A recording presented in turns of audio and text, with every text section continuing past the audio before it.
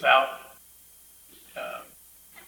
by spreading the costs around other funds, we can make this work. So that's my suggestion to you. If that's not what you want to do, we will figure out how to at least do the parking lot and the bathrooms. We can probably do that with the money that's available. The danger we have is Oregon Parks and Recreation Department they want the bathrooms in for sure. But if they don't, if we're just doing a plain parking lot, they might pull the $75,000 grant that they've given us to reach the grant. I can't say that they will. I can't say that they won't. All I know is if they pull their funding, the $200,000 of their funding, then all of a sudden we're going to be spending a whole lot more than the $121,000, $74,000 of monies out of these funds to do the parking lot. The parking lot itself and the bathrooms would be $180,000, something like that we'd have to pay for ourselves. So I try to give you some suggestions. You can change those amounts anywhere. You can take more out of the street capital reserve if you want. You can take more out of Parks SDC. You can take more out of tourism capital projects if you want to change the balance. I just felt like this was an appropriate balance for the $77,000 we would be short after the crews rip up the sidewalk and the pavement. So again, there's the design that we're trying to go to. We can still cut some of it out, maybe not fix the pergola. We have 5 light fixtures, maybe we can get away with 3.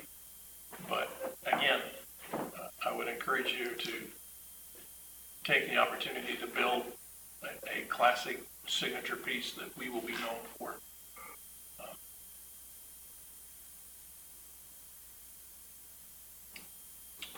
Bob, you look like you were wanting to ask a question. Yeah, you mentioned the capital reserve for streets. Yes, in the street fund, in the capital reserve. Okay, and we have no projects? That's all untouched monies. We already have the $50,000 grant for the forest lane that's already removed. This is new funding, moving the funding that's in the budget to a different location. We'd have to come back to you with a resolution to move it all the stuff, but we have the money. That's how much money we have in there now. That's unallocated. With the condition of our streets, I have a real concern about taking any kind of money that we were going to use in the future to fix some of these streets. They haven't been touched in 20, 30, 40 years. Well, Ed and I, we got an application again for the small city allotments. This was for the next $100,000 this next year. And we went and looked at Tahoma, we looked at Wheeler. And the other thing that we looked at is the rail crossing at Herman Creek Lane. Part of the problem we're having with the quiet zone is there's too much of a bump at that crossing. And normally what we've been able to do every year is we take the $100,000 that's available for the small city allotment grant, if it's given to us, and we can partner that with $50,000. That doesn't touch anything in the street funds that are coming in this year. That 150 probably may allow us to fix that crossing so that we can make it, right now it's a private crossing. We can make it a public crossing, and once it's a public crossing, then we can do the quiet zone. So that money would be untied. We have 2 years to do it, so I have 2 years to recover. This is money that's unallocated and not budgeted for anything else in the capital reserve fund. You mentioned the timber sale. Right. How much did you have coming out of that? We don't know until we actually sell it, but that's going into the parks fund, unless you want to move it to the street fund, but it's going to be somewhere in the neighborhood of 40 to 50,000. My only thought with that, Mr. Mayor, is those are funds that we did not expect to get. That's correct. And so I would much rather and I hate to call them extra funds, but they're unexpected funds. I would much rather see us move towards using that than borrowing or using street fund money. So whatever we take out of the timber sales, use that towards it. Go towards the hub. And how much are you wanting to pull to get to the hub? From the street fund is 44,650. Now, again, we can. 44, or you don't know how much. We don't know how much we're we're getting until we actually sell it, but you could take the 44 out of the street fund and then take the revenues from tree sales and put it back in the street fund. That would minimize. Didn't we talk about an estimate? Yeah, it's Well, it's an estimate. 40-ish. Okay. If you want to head down that route of saying, take it from the street fund and then earmark whatever the timber, it may not be as much, but you still are not going to hit the street fund as hard if you roll that into it. What I'm really concerned about is timing. Yeah, I understand. I gotta pay for the contractors. Glenda, Can I ask again what this parks funding is? Whenever we do a building permit, we collect a system development charge for parks. And that goes into this parks funding for whenever we develop a park. We'll have some monies there available to do as match for the grant funding that we would go after. And this is really the only park in town that we own. I'm not gonna give it to the board for the Marine Park. But that's, we were talking about, the mayor has a dream of turning Tooth Rock into a park. And that money could go through hiring to a design or something like that. But again, with the amount of building that we're going, that fund has grown from like 35,000 to 75,000 to 90,000. That's what we budgeted for at the end of this year, next upcoming year. dreams get dashed by short budgets. Projects you can't afford. This is a project we've been working on. We've been working on it for quite some time. It is a project in the downtown area that, when it's done, it is going to enhance that downtown area. It's going to make the town look better. Obviously, it's going to make it a lot easier for anybody using the post office. Also opens it up, though, because it's in there for anybody to be parking in there. You could have Anybody parks the there post now. office. Yeah, they do right now anyway. But it's going to be pretty. It's going to be an obvious go-to place for parking. I guarantee you, it will be full of people. Yeah. Full of cars constantly. But I mean, that's what it is. And It's city parking.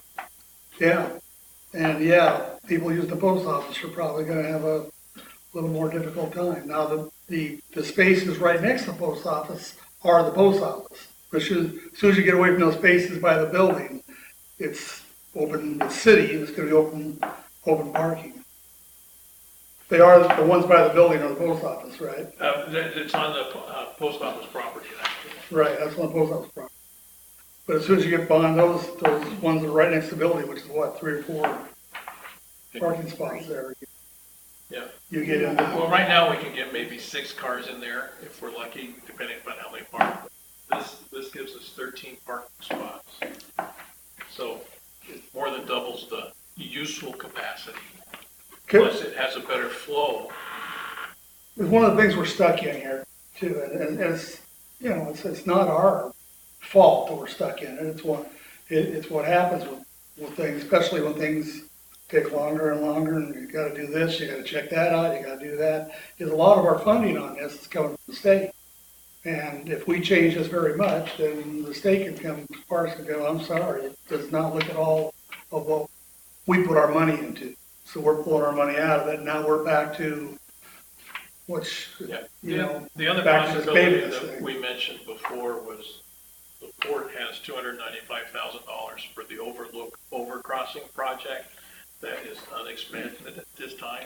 There's a meeting this week, Paul, to determine how to spend that $295,000. No, we're in discussions with the state now about how it can be spent.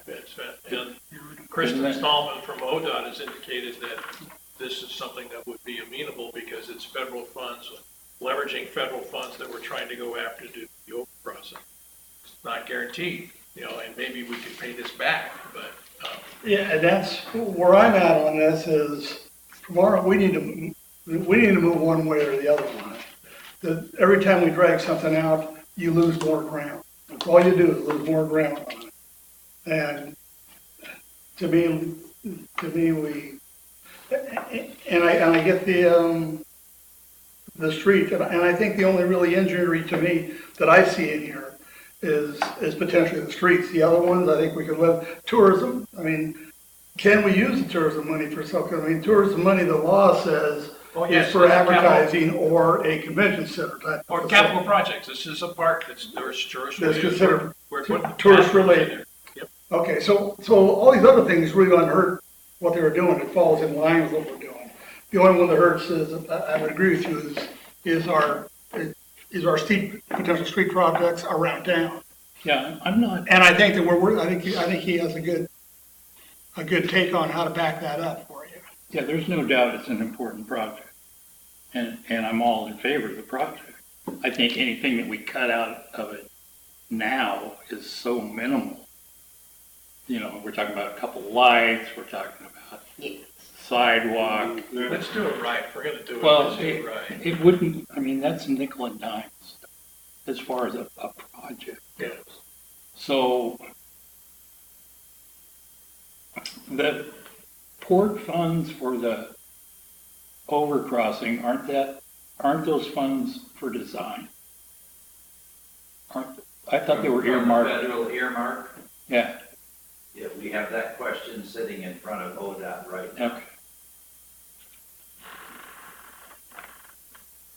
So I wouldn't count on that availability. But it would be certainly nice. But- Well, it'd be great, but But even if that didn't happen, your streets are gonna be, they may wind up taking a little bit of money out of streets, but they're not gonna take they won't get the 30 or 40,000 over that. Because we can Backfill. backfill with the timber.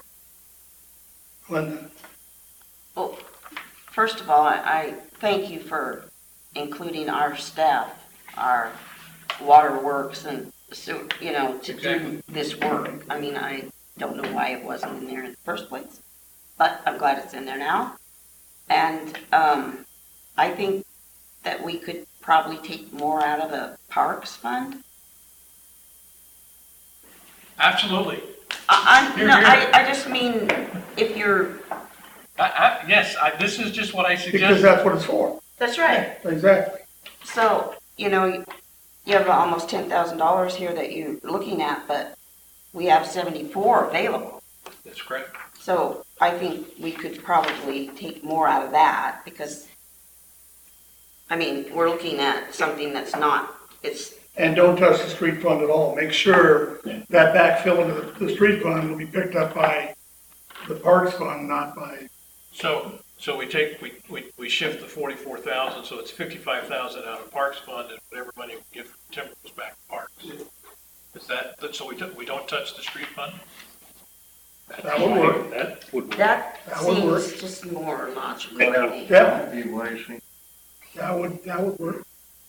All right. Well, just a minute. Bruce, do you want to add anything to It's a that? Yeah, it's a park. I think that's a much better idea. And yeah, I don't want to downsize any of the design stuff or what's planned because we'll never get it back in there. And with you guys, if we're going to spend the money, let's do it right. Now, didn't we get a bid on this? Yes, that's why we know. So we can say, we're going to do this and let's do it. The request for tonight is to do a notice to proceed.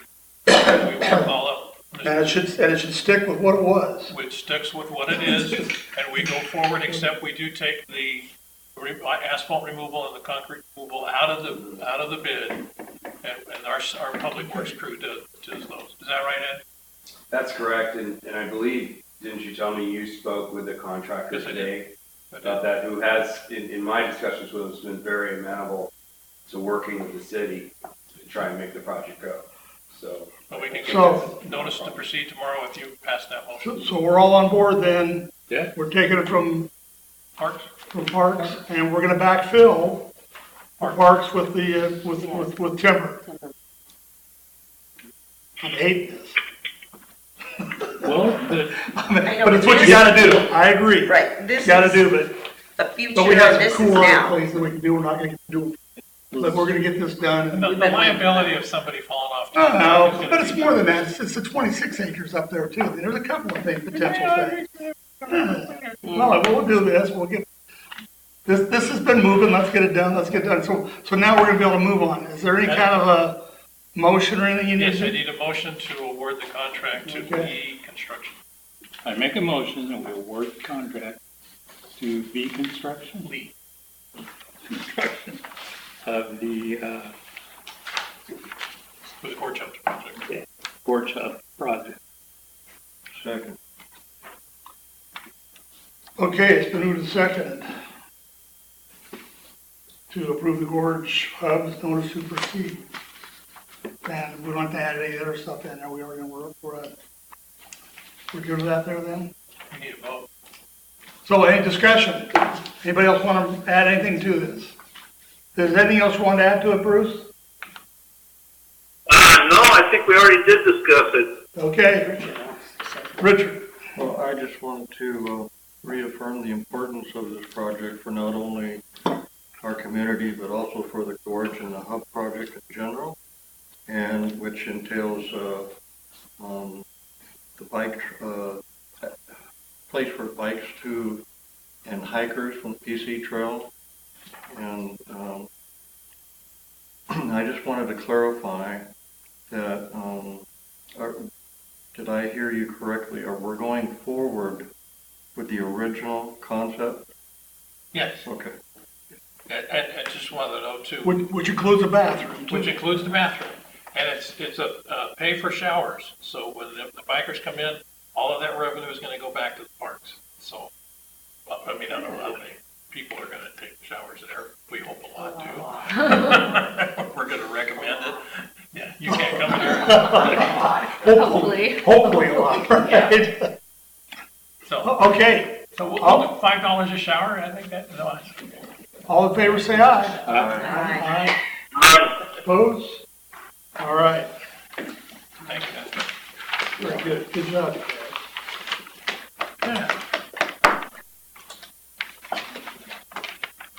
Approve resolution number 1416, authorizing the issuance of a wastewater revenue bond. One of the Issuance of a wastewater. issuance. One of the things that we have to do for both the USDA and the interim financing is show a willingness to issue the bond, which means we're gonna pay for it, we'll pay it back. That's why you have this resolution in front of you now. And this will move help continue to move the wastewater project forward. Thank you. Thank you, guys. Thanks. Good night. Appreciate it. We'll see you soon, building that park. All right. Take care.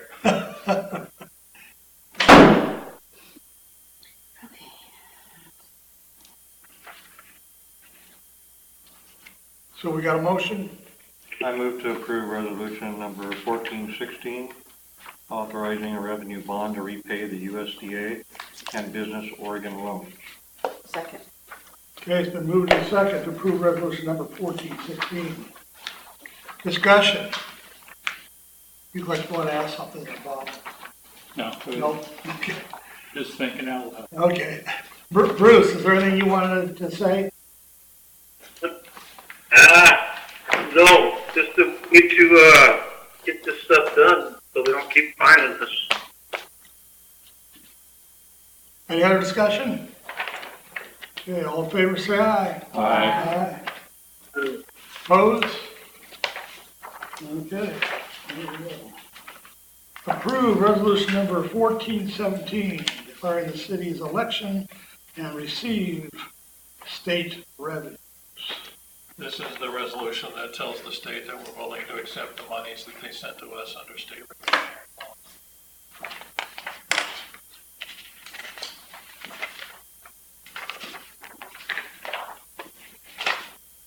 So we got a motion?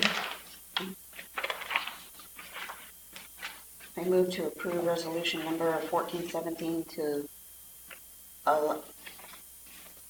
elect a state revenue sharing. Second. Okay, it's been moved to second to approve resolution number 1417. Discussion? Okay, Bruce, is there anything you want to say? We have free money, let's pass it. All in favor, say aye. Aye. Opposed? All right, they passed it, Bruce. Good. That's the easy one. Okay.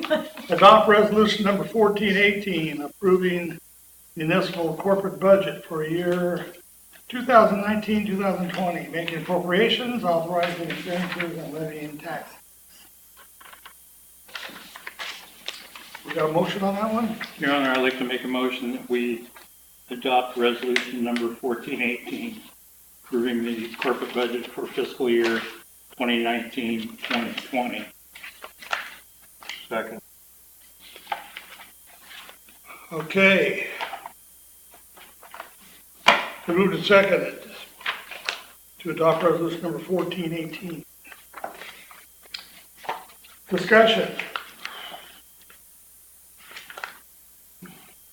Bruce, did you want to say anything on the budget? I guess we've got one more meeting before it has to be done, but, I don't see reason to prolong it. Okay. All in favor, say aye. Aye. Aye. Opposed? Okay, well, they passed it. Okay, approved participation in the Movies in the Park equipment purchase. Paul did the lead up to this. They spent $3,350 to order the projecting equipment. The screen is donated from Community Ed, and we're looking for funding and volunteers. So if you vote yes, you will be at the park on Friday nights. I can get off work. I'll call your boss. Yeah, okay. Thanks. This is after work. You close it. So, question. Yeah, 33 is the total, or is there additional cost that we need to cover? 33.95, I think, the exact total. $33.50 is the invoice. Okay. That was for the, new projector, the sound system, and some miscellaneous. Cables, speaker stands, Speaker stands. and shipping. Kathy? We have some speaker stands. I mean, I know this is in here, but the city actually has some. I don't know if that's any big deal or not, but we do have some speaker stands. Our surplus. They were they're nice. I don't know if you want So to we look can at take it. a look at them. Sure. And let them keep their speaker stands, is that what you're saying? Well, I'm just saying, we have some, and I realize on here, it's, to some people, $200 might not be that big a deal, but they're sitting here, and to me. You're right. Yeah. So it appears we're looking at a motion here, but we are also asking for how much we want to, the motion to say how much we want to. That's contribute to correct. it. Or if you just want to give them the speaker stands for $200, I think that's legit. Would you go over again where the money's gonna come from to We have contribute to this? $3,980 left in the government community relations support government programs right now. Wait, how much did you say? 30. Oh, it's left from last year's budget. That's, yes, that you can spend till June, end of June. So if you gave them half, I propose that we split it 50-50 board. So you wanna make a motion on that then? Cause it's asking for a money figure I too. make a motion to approve a donation to the Port of Cascade Locks in the amount of $1675.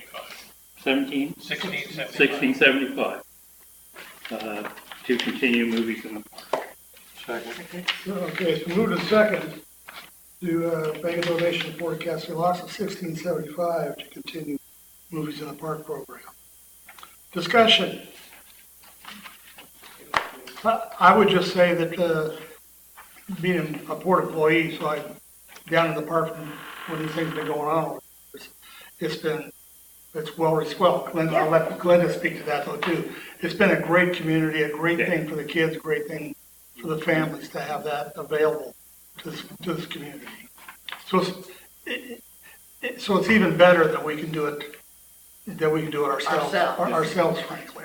So, It is, in fact, there's a lot of people that come that aren't from here. Yeah, I know a lot of people that come from Stevens. Yeah, that's right, and, well, it's a beautiful Bonneville venue. too. Yeah, They're so, not tourists, but it's still fun to have them there. yeah, and it's nice, except for when Tommy waters the grass. I'm not doing that. I used to do that. I'm better at that. I've been disciplined. That's okay. Severely beat Years anyway. by Richard when he was there. He would remind me. So, Bruce, did you want to say anything on this? I just agree with everybody else. It's a fantastic program, and the park is just a wonderful place to do it. And I was highly in favor of that, so I'm on board with it. It's great. Okay, all in favor, say aye. Aye. Aye. Opposed? All right. Nothing been done here. Gee. Recommendations from the Joint Work Group for Economic Development. Here, this is This There is you go. good This stuff. The first thing is, number one, is the improve the multifaceted economic development strategy. We updated it to be a little more positive rather than surviving, let's improve the viability. That's the general, and then we added a little more descriptive language on the different jobs and categories, so that we just didn't say museum, it's build a museum or whatever. So that's the first thing is to approve the updated multifaceted economic development strategy. So 1 through 6 are all motions that are looking at, they're all motions, but they're all part of the JWED, right? Yes, we're all, these are all recommendations that came from the joint work group to consider. So let's start on, because there wasn't a motion on each one of these. So let's start with 1, approve multifaceted economic development strategy. Can I get a motion on that paper, or? I move to approve the 2019 Vision Multifaceted Economic Development Strategy. Second. Okay, it's been moved and second to approve the 2019 revision of multifaceted economic development strategy. Discussion. Do we have any questions on what that's all about, or if you could have a chance to look that over? I did, and this is a document from 2012, is that when it? We're revising the 2012. The red on the left side is what's new, Right. and most of the stuff on the right side is enhanced. So give me a better description of what you mean by enhanced. For example, it just under jobs, I think the original one said light industries. And so like under the new one, it's recruit light industries.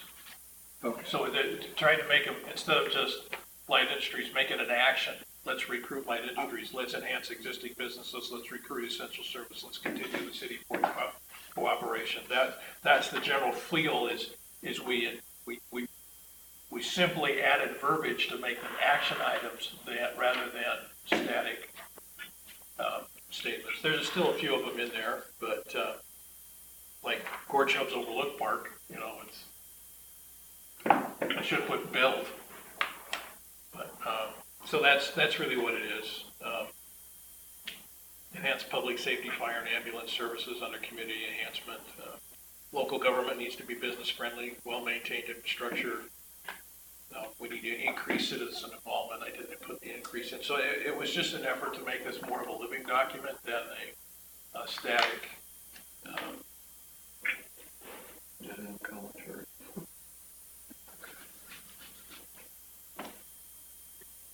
Really what the essence of this is that the city and the port and community partners work together so that when somebody comes in and wants to bring a company here, the first question they ask is, well, tell me about the school. We can tell them about the school.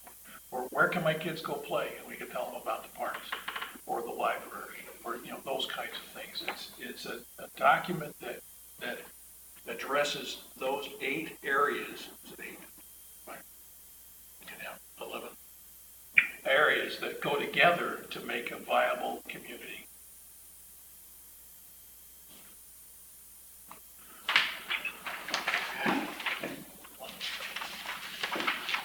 Is Paul there, was the original author way back in 2011. is there other discussion? Bruce, is there anything you want to say?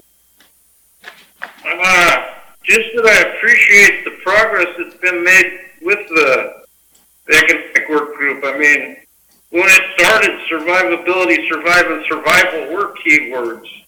And I mean, we progressed enough where we can use these positive words, which is really good.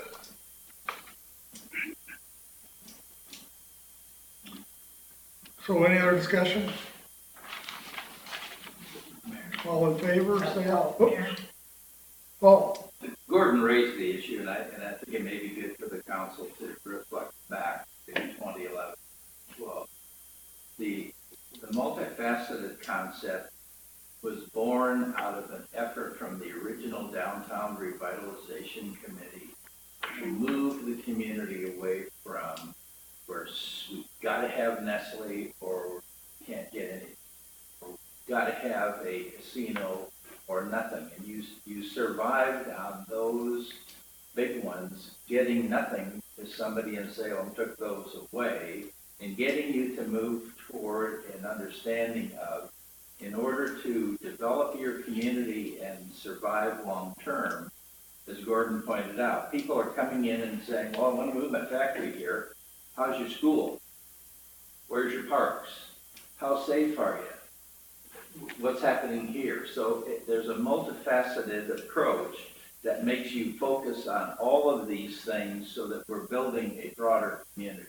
And that's how you got from going after 2 big businesses and making what's happened in the last 4 or 5 years happen. And I agree, just what we did here tonight with the Gorge Hubs, because I'm sure from the hot dog and ice cream place, that action right there, I'm assuming you feel like that is going to be really a help for you, because people are potential customers are going to see that move in there, and that puts them close to you. That, and we need a public bathroom. I have a problem with people using the bathroom all the time. Yep, yep. Non-paying customers, like. So again, these type of things like this is not just looking for the big guys, but trying to help out the ones that are already existing. So all in favor, say aye. Aye. Aye. Opposed? Okay, so that's that one. Okay, 2, approve concept paper regarding the efficiency and effectiveness of this committee. Again, this is just wordsmithing to clarify a little bit of what we're trying to do and improve. And again, the emphasis is to strengthen the local economy. It talks about taking formal action, one of which you just did, including periodic updating, multifaceted economic development strategy. That the joint work group recommend encourage both the city council and the port commission to develop and maintain effective relationships with other governmental entities. And then we gave some examples of what you've done or what the joint work group has been able to accomplish through encouragement, through partnership, through working together. So this is a recommendation to just update the wordage on the charter, if you will, of the joint work group for economic development. So can I get a motion? I make motion to recommend to approve the concept paper for an efficiency and effectiveness of the JWGED. I second. Okay, it's been moved and second to approve the concept paper regarding efficiency and effectiveness for the joint work group. Discussion. Bruce, is there anything you want to say on the concept paper? No, I just think it's a good idea. Okay, all in favor, say aye. Aye. Aye. Opposed? Okay, that's two. Number 3, approve job description for the joint work group. When you appoint somebody to the joint work group, it's a good idea to tell them what they're supposed to be doing. And this is what we're trying to do. And again, this has been lightly revised. Okay, do I have a motion on this one? I move to approve the job description for the joint work group on economic development as presented. Okay, so moved and seconded to approve the job description for the joint work group. Discussion. Bruce, did you want to say anything? I think this is an excellent idea because I served on that committee for a while and I really appreciate it, but mostly I just went in there to see what was happening. It seemed like I was just figuring out what was happening behind the scenes and where things were going. So I think with a actual job description of what the committee entails is a great idea. And I really wish I had one when I was on there. We just never gave it So I to think Bruce. it's important. Gordon, we're just messing with you. Yeah, we didn't give it to you.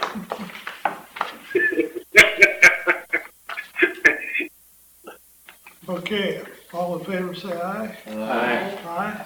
Aye. Opposed? Okay.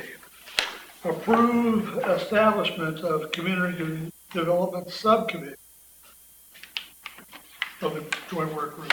So you've done the easy parts. This is a little bit different. You've got the staff report, and at your places tonight was some additions that Kirsten is with us, Kirsten Walter is with us, and so she helped clarify my understanding of the joint work. You can come on up and talk to us about what the purpose of this community development subcommittee is. I will just simply express to you my concerns that to a subcommittee reporting to an advisory committee reporting to the board and the city council is a little top-heavy bureaucratic-wise. Now, the port has approved this schematic at their last meeting. And if that's what you want to do, we can maybe start that way, but eventually down the road, I really think this community development subcommittee needs to be a committee of the city council and funded in the budget in the future, so that this community development committee, and Kirsten is passionate about building the arts and the recreations and the culture and everything else. And so maybe this is an interim step to work towards that position, because we really didn't include anything in the budget. At the $10,750 that's in the community participation line item, the school's going to ask for another $5,000 for the preschool. We've got that gives us almost $6,000 to do some other things, and Kirsten has some wonderful ideas on how to get the kids playing ball, or whatever. She can talk about that and have that request the next fiscal year. But what I like about this committee is we would have a point of contact for the county health services and the county, all of the county things that are coming to, they don't know who to talk to at Cascade Locks. The city doesn't do any of this stuff. The board doesn't do any of this stuff. So they come to the community action team once a month. You've been there, and this is all this program. Well, we need to have some kind of system set up, perhaps to take care of that. Now, Kirsten, I'm going to let you have some time to talk about how you see this committee going, and then the council can ask questions. And Mayor, it's changed, if you've read the proposal. So just a little bit, I haven't met all of you, some folks I have met, but just a little bit, just who I am. So I have worked with kids and families for 20 years, mostly in Portland. And I love Cascade Locks. I've wanted to move out here for the last 10 years and couldn't find a job and wasn't able to make that transition. But I started my own nonprofit working with youth and decided to take a leap of faith and just make a move out here 4 months ago to transition my nonprofit here. And so I know quite a bit about Cascade Locks because I've spent a lot of time here. I knew about the high school, middle school, prior to moving out here. I knew that there wasn't a community center for kids, etc. And so my nonprofit is Enviro Village, and I brought that out here. So the first project that we're doing is just kind of filling the void. There wasn't summer school at Cascade Locks school this year, like a formal district school, summer school. So my nonprofit is filling that gap and like doing a 4-week summer camp this summer to kind of fill that void. And as of today, I was really excited. The school's been very supportive. We had 30 spots and we now have, I think, 27 kids signed up from Cascade Locks and CAM. So, I mean, that's my nonprofit. That's how I initially started, I guess, having discussions. I've talked to the mayor, I've talked to Gordon, I've talked to Paul, et cetera, just from the standpoint of my nonprofit and just a need for more youth programming. But I think beyond that, there's like a larger conversation where there's a community development need too. I think things like that the principal is working on initiatives that she's working on. If we didn't have the principal we had to take on some of those things, she's also very passionate about your community. I think there'd be a void of some of the services that she's working on. She's helped bring the preschool to the school. Also, she's trying to do like community initiatives like a daycare center. And she's doing this as the principal above and beyond her own job to try to bring some of these things. And so she's been kind of informally being the person that's doing community development on top of her job. And when I initially brought up rec, I also started talking to Paul initially about, hey, there's a need for community resources too, and services, social service resources for families also. Paul's like, draft a 5-year plan for it. So I've done community development professionally on top of what I'm bringing to the community in terms of the kid programming.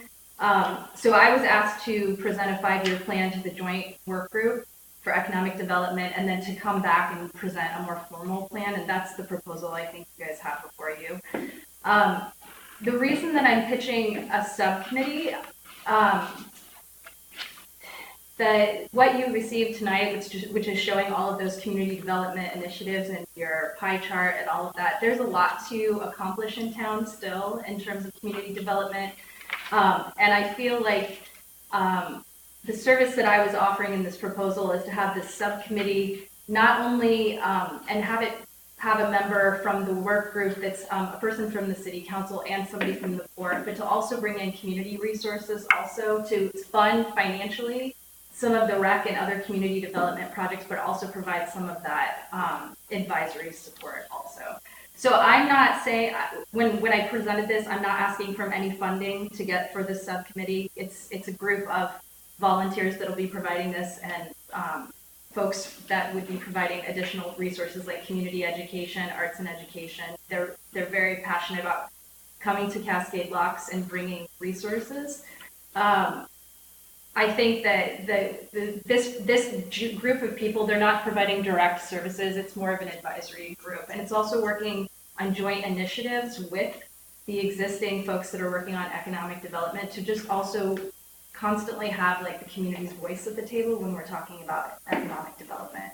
So one of the first projects that this subcommittee would do would be like to have a community conversation and to open it up to the community, potentially have multiple conversations. I know that those things have happened in Cascade Locks before, but there's a lot of new people in town, inviting people to the table to ask them what kind of things they'd like to have in town. To Gordon's point, I've heard daycare center many times from new families that are here with young kids, also from business owners that have young or new employees to their businesses, etc. And so this subcommittee would help create that 5-year plan, bring it before the board and the city council for you to see what initiatives the community at large and the new community folks are interested in.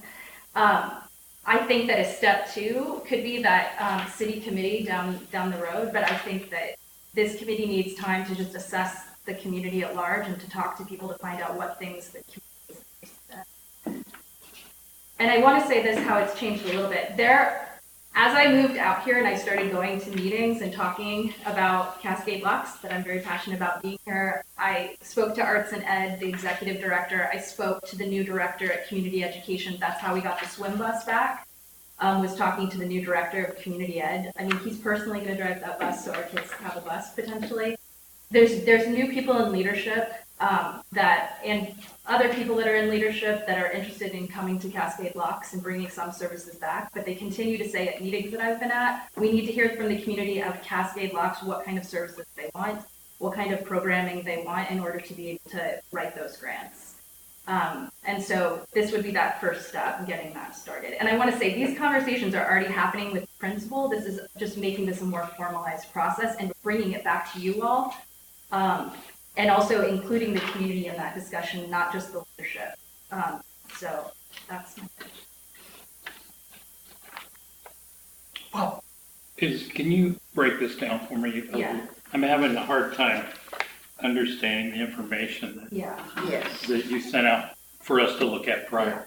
I think that there's some confusion because I'm wearing like multiple hats in the community. I'm a citizen, I have this nonprofit, and also this is just something I'm offering, I guess, as a professional that's done community development to help organize folks in town, and to be that point of contact without like an assigned person in that role. I've heard from folks outside of Cascade Locks. Sometimes there's offers for grants and money, et cetera, that we do need for opportunities like recreation, but there's not that point person for people to know who to access. Who's that access point to bring resources, or who's that person to talk to get the community information? And I'm offering that, I guess, as the subcommittee to kind of serve as that point of contact. And I have served that as that point of contact already. You know, when Arts and Education is saying, hey, we can connect you with the Ford Foundation.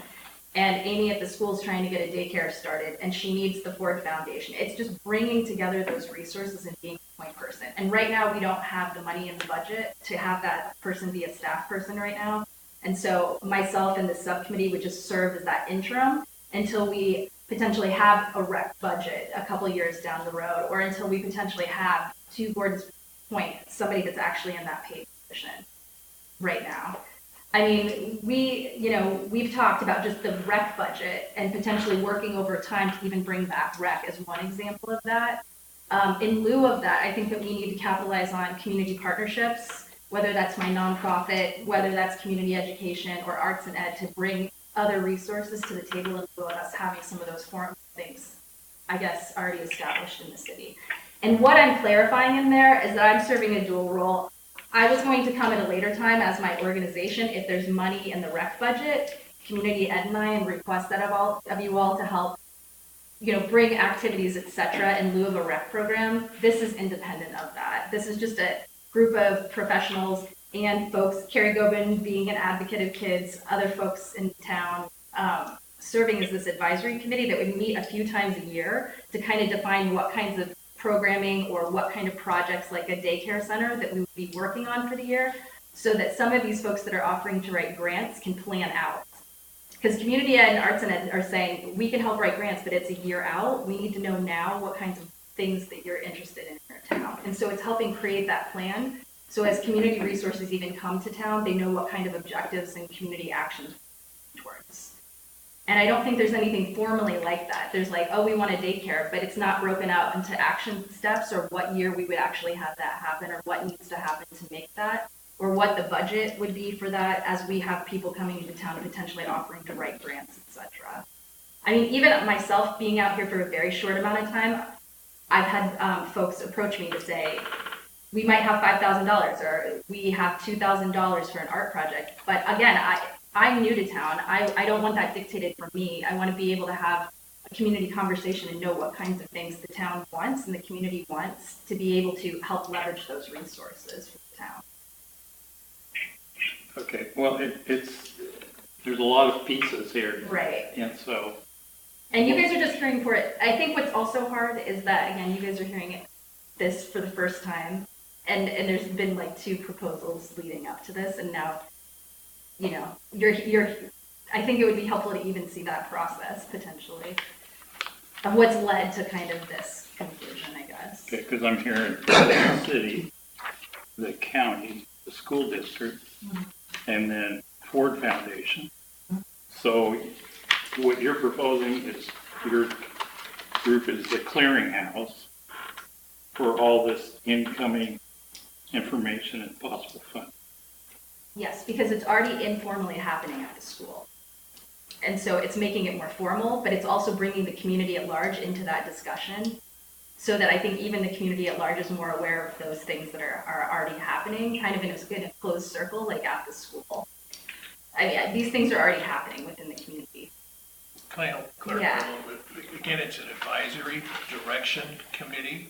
If we go after grants, then either the city, the county, or the school district is going to have to be the applicant for that grant, because this committee has no budget, no funding, no fiscal responsibility, no fiscal ability to accept grant funding. But they can certainly help steer the bus to the right people. And that's what the beauty of this is if you go back to the multifaceted, the joint work group is focused really on jobs. Let's get more jobs. Well, now we need to do some of those other segments, and this subcommittee is going to be looking at those segments and how to improve those segments. Eventually, if we are really successful in getting lots and lots of grant dollars, then maybe we can put them into the city budget, city structure, and have that person, because we can't depend on Kirsty to be here, number 1, forever, or 2, to do it all for free. That's not fair. So, but we're not at that point yet. This is a developing concept. We've done it really well with economic development. Now let's do it for community. And Bobby, if I could say this, I think that and I've talked to a lot of people in town, just kind of learning the history, etc. I think it's to Gordon's point, like Emmy was here for a really long time as a community member doing events, etc. Emmy left, and then those events go with her because there's no one there in lieu of like that position. There was a baseball program at one point, that person leaves, that program goes with them. So again, I think that this is trying to establish some structure so that there's more sustainability. Even like at the school with the initiatives that the principal's offering and her extra that she puts in all of her extra community meetings she goes to, she's not going to be here forever either. So I feel like it's a governing body that's together, an advisory body that's the history for all of this too, to make sure that these initiatives continue or what the community wants continues in lieu of those people being in positions of leadership. Because I've heard that sometimes those things, I talked to Emmy personally, actually, like I texted with her and she said, you know, she had children, she was invested, she was volunteering her time, she was investing a lot of her own money in some of those events. And I've heard families say that they miss those events, they want to bring those things back, and there's really not a budget. But there are partners that are coming back in, drug and alcohol prevention being one of them, etc. Resources that are offering things, but they need to hear from the community what the ask is. Your Honor? Yes. Do you remember what before the city ended the recreation program, do you remember what the budget was normally for? Around 15 Yeah, it wasn't a lot. I agree 100% that we need to get involved back in recreation. Recreation is one of the oldest programs in the city of Cascade Locks. It was here when I got here in the 60s, and it was a hard thing to see it end, and it's one of those services that I'm very supportive. Mm-hmm. This is very confusing to me at this point because of all the moving pieces. Right. And the fact that a lot of these services are going to be housed in the school, it sounds. I think until they run out of space, and they're getting very close at this point. So for some of the additional services that we're talking about. Are you aware of the services that are there Yeah. now? Yeah. Could you tell me those? I mean, there's And here's the other thing about the school, because I've been working with the school, again, doing the summer camp, and Amy and I have been working closely. There's the community aspect at the end of the school where there's the public library, and then there's the health clinic, and then there's one other space that they're doing a family resource class or like a parenting class once a week that's there. And then there's double doors that kind of close it off from the rest of the school. So that's very strategic so that just regular community members are not walking through the school in those extra hours. That room that's like the family resource room, I mean, Amy, the principal, has talked about, is it the daycare? Is it a community partnership room? If there was a need for like social services, does it make sense that it's there? But that's the only community access point, those 3 rooms right there. So inside there's like an Excel after school program, and there's another community space that's in there too, that's potential for like if drug and alcohol prevention needed an office, or if there was like a resource space. But again, now, and then the preschool is also there. The challenge is, again, if people were accessing family resources like social services, they can't be coming through the school during the school day. And so I think that's the challenge, is where would these community services be housed, et cetera. But the school is definitely serving as that hub and as the community center for, there's that basketball program that happens over there with the older kids, and there's also the after school program that's happening there also. So, but I think that there's just this larger discussion when we're talking about open land, open buildings, et cetera, or open spaces and just community space, as we need more space for some of these services that are potentially coming and offering things to the families. Or if the families identify there's a need for some of those things, we need additional space potentially. So this committee would help like work with the joint work group of economic development to also kind of house that information too, to share that. But I will say that like people are already using me informally in this way, just knowing I wanted to work with youth, etc. Like people wanted the swim bus. I'll get these emails like forwarded to me, like, hey, we need a swim bus, you know, and we were able to like leverage community partners to do that. I'm okay that people are informally doing that, but I think that, again, that's why we need a more formal group that's even just larger than me. It's kind of providing that house for the community to kind of share some of those wants, and I also then to go out into the larger community to find the resources to make those things happen. Or to come back to you all and eventually tell you that there's a need for a larger budget, et cetera, if there's a want for this rec program again, et cetera. So how are you moving it? Because we're not involved in this right now, other than we share that he, you know, understand that he worked. But it appears you're moving something ahead. You got 20-some kids involved in a program. How are you funding? Because we have no funds in that as far as I know. So how are you funding it? How are you already moving this whole thing ahead here right now? That's where it's like independent. These two things are independent. That's my nonprofit. I have a 501c3. EnviroVillage is my nonprofit, where it's the 501c3 organization.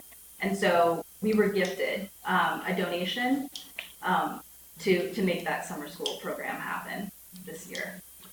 And that's paying for staff, and that's paying for supplies. I'm impressed with 20-some kids involved in it. How did you, was the outreach to those kids and to get them to sign up for this through the school, or for, how did you accomplish that outreach to pull in 20-some kids into this thing? The mayor and I talked about this at one point, because it's hard to get kids involved a lot of times historically. That's why community ed left at one point, also the cost of community ed. So I made a guide. I'm more than happy to share this stuff with you guys too, just so that you can see the materials that are coming out. I made a summer guide that went home that was approved by the principal, that went home to all the kids. It has a registration form, and it has the guide that I previously used professionally.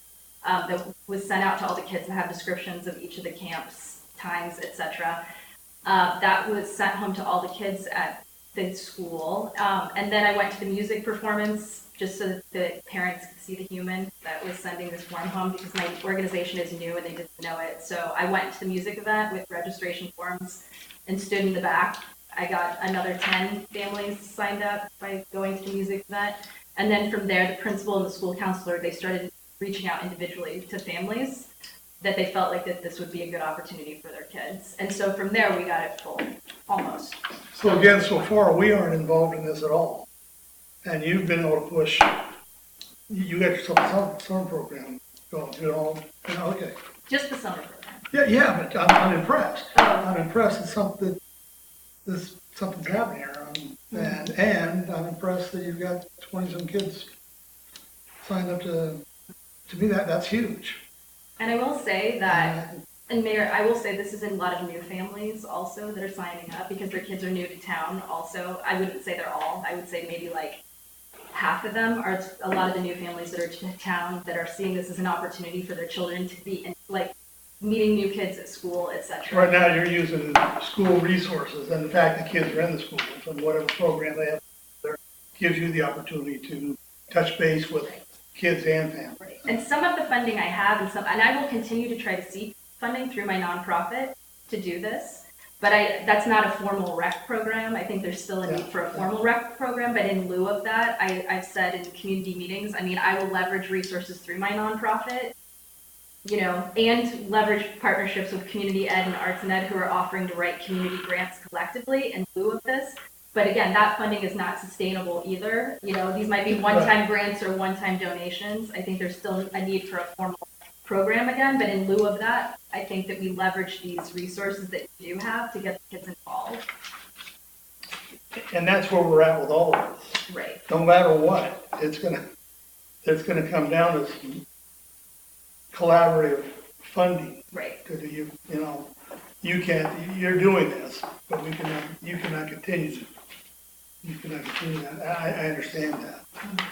But you're saying that you're not comfortable necessarily with this, but it seems to me that the stuff that I see in here on it seems to be very helpful directions and things to be doing with a committee like this. My comfort level was that there was the potential for a budget, and who's gonna do the budgeting, who's gonna do the financing, who's gonna get it audited, who's gonna do that. I was really concerned that all of a sudden we're having an action committee reporting to an advisory committee, reporting to an advisory committee, reporting to two separate commissions. I was just, but because it's not budgetary at this point, when it becomes a budget-driven organization, then we'll come back and look at the organization because it doesn't fit as a joint work group. The joint work group is advisory only. It's not.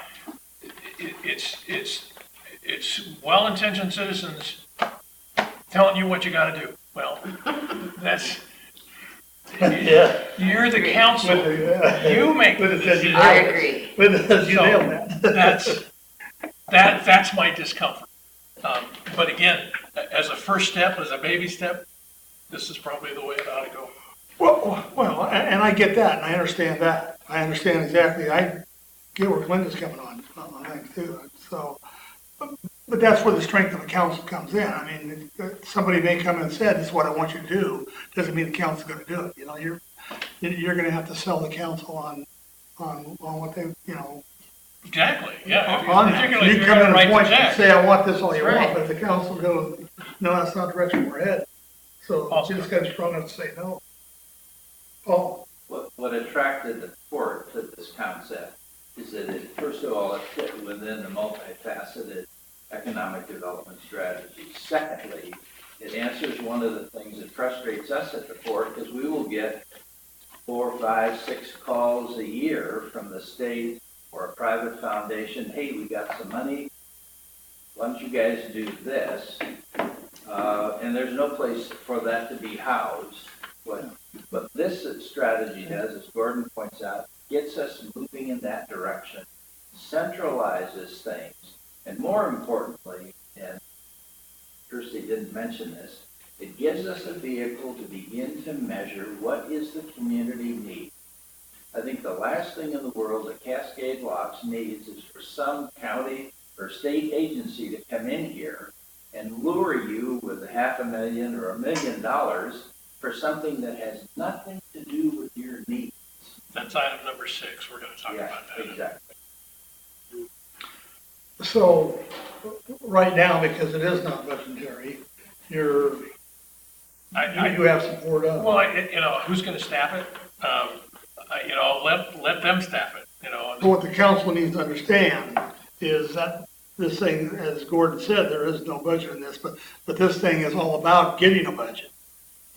You're not gonna do the programs, you're not gonna do all the things that we want to do for the kids, for the community, or whatever, without putting up some money into a budget, so eventually, what comes out of this thing is going to be people asking for a budget, and, you know, I got, and so my, you know, comment to the council is just as long as, you know, as long as you're strong enough to be able to say yay or nay to something, you know, that's where it's at, because the fact is, we need something like this going on, and I appreciate all the effort you put in, because our kids need that, the community needs it, and we need to figure out a way to make something like this happen. And it appears to me that we've got right now, a good opportunity here. So, that's my take. Bob? Let me pose a question to you and to Gordon. All these are very important to the community. I understand that. But are these things covered in the charter? What should the city of Cascade Locks and the council and the mayor and the manager, what should we be doing? And what is the job of the school district or the county or the state? You see what I'm saying? We got a pretty full plate. And it's a very nice document. You worked very hard on it. I agree with the huge amount, especially the recreation, and especially the things connected to the school. But this is so broad that I'm not sure that it is covered under what the city of Cascade Locks, our charter says that we should be involved. Well, the charter says we are subject to the powers of the state. And as long as it's not proscribed by state law, we can do anything we want, pretty much. So if we want to do a recreation program, we can do a recreation program. If we want to sponsor this, we can do that, we can sponsor that. Because there's not very much that the state says, no, you can't do this, this is the realm of the state. So from that standpoint, the controlling thing, and as the mayor indicated, is going to be the budget. However big a program it is, or whatever program it is, it's all going to depend on how much entities can be persuaded to provide funding for that activity. And grants and the one-time grants or donations is not sustainable. My hope is that this committee, number one, accurately identifies what's needed, and maybe it's a recreation department, maybe, whatever.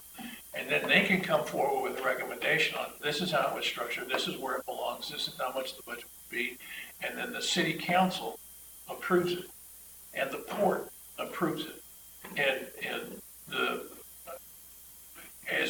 But again, you're the decision makers, particularly with the city budget. The city has more resources than it does.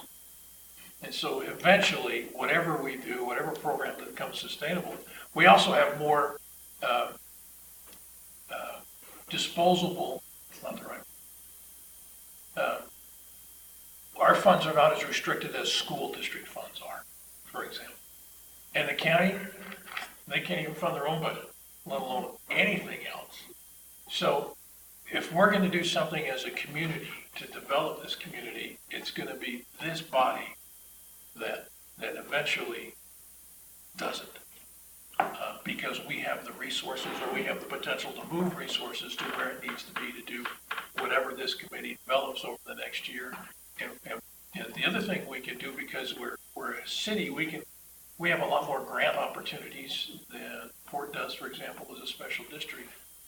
And we can take a little bit of money and leverage it as a match to other funds, which we've been able to do a lot with the water, wastewater system, the erosion control system.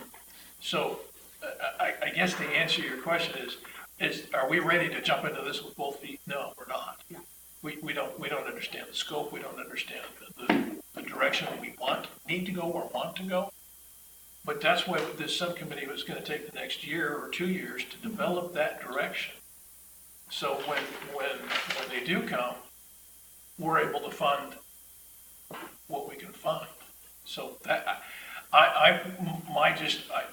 I read the proposal and heard what they were talking about, the joint work group, I was just really concerned that all of a sudden that we were having a subcommittee that had budget authority reporting to an advisory committee, reporting to us, and it just didn't feel right. And can I just say to clarify this one point? Again, this group, we would meet like 3 times a year, et cetera, and just outline some projects. And we would start by doing a community ask in terms of what things the community wants. It starts there. It creates, and when I was saying funding in my, sorry, is it flies? When I was saying funding in my proposal, it wasn't to fund the committee or to fund this subcommittee. It's basically that if there's like a 5-year plan and this subcommittee has identified 5 things like a daycare, a rec program, I don't know what else, but affordable housing, whatever it is. They would help do the research and the legwork to help define what the budgets of those things would look like in order to keep them sustainable. What would at this day and age, what would a rec program budget need to look like in order to have like a half-time staff person or someone and the supply budget, et cetera. What those community partners that I've identified on this subcommittee, these folks leverage big grants, Arts and Ed can. They've already offered that service to the community recently. So again, this document helps everybody. It helps you all as the council. It helps the port see what the community at large is saying that they want their top community priorities to be. It's also me coming back and giving an update in terms of what resources some of these folks on the committee can bring to the table and what's our deficit of needing support from the city or the port or long-term or having your input in terms of how we can fund this sustainably, either with city funds or port funds collectively, when you can see a 5-year plan of what the breakdown would be. And utilizing this group as well to help us figure out how to fund it long term. Glenda, you had it. Yeah, I think the big thing that was getting to me is you're looking at a variety of things, numerous things, mm-hmm. And I think once that's done,